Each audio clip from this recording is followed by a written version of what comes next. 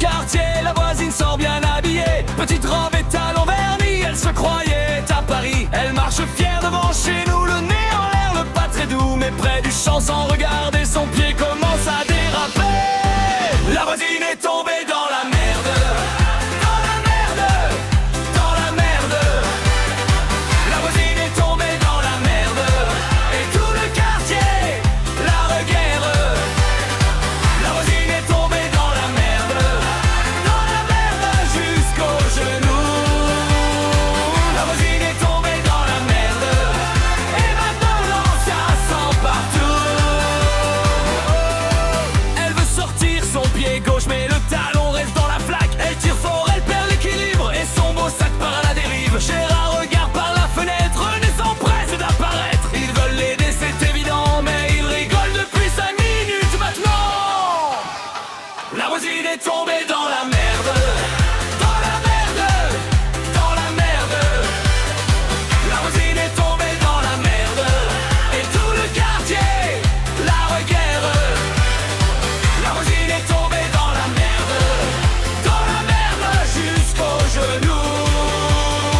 La voisine est tombée dans la merde. Et maintenant ça sent partout.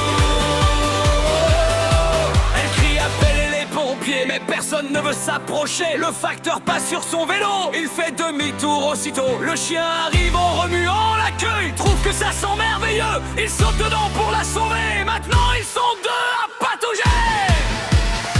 La voisine est tombée dans la merde. Dans la merde. Dans la merde. La voisine est tombée dans la merde.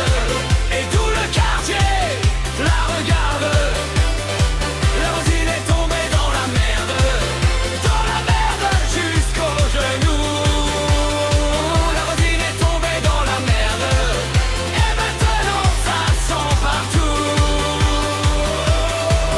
Une corde, un balai, une échelle, faut la tirer. Un à gauche, deux à droite, tout le quartier tire sur la voisine.